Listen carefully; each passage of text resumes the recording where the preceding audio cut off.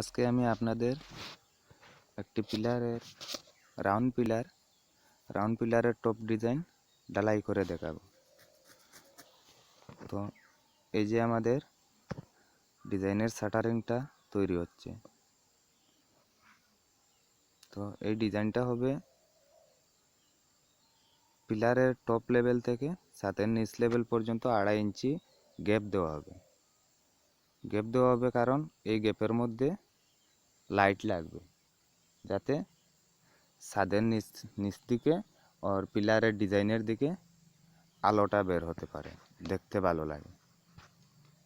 তো এটা আমি আরেকটা ভিডিও করে দেখিয়ে দেব ছাদ দেওয়ার পরে কিভাবে হয়েছে। তো আপনারা ভাবছেন পিলারের টপ লেভেল থেকে ছাদের নিচ লেভেল পর্যন্ত যদি আড়াই ইঞ্চি গ্যাপ দেওয়া হয় তাহলে ছাদটা টিকবে কিভাবে, কিসের উপরে ছাদটা থাকবে।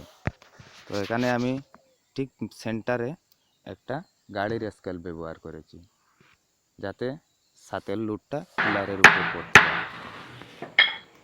তো তার জন্য আমি গাড়ির স্কেল নিয়েছি, প্লাস ওয়েল্ডিং মেশিন নিয়েছি, ওয়েল্ডিং করে জোড়া লাগিয়ে নিয়েছি। আপনারা দেখতে পাচ্ছেন শাটারিং আমাদের রেডি হয়ে গেছে। তো এটা এখন ফিটিং করে নেব। এই যে এই জায়গাটায় বসবে। তো দেখতে পাচ্ছেন আমাদের রাউন্ড পিলারটি উঠে গেছে, শুধু ডিজাইনটা বাকি রয়েছে।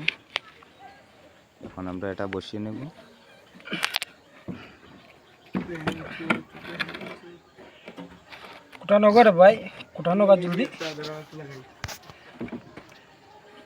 দেখতে পাচ্ছেন আমাদের শাটারিং বসানো হয়ে গেছে।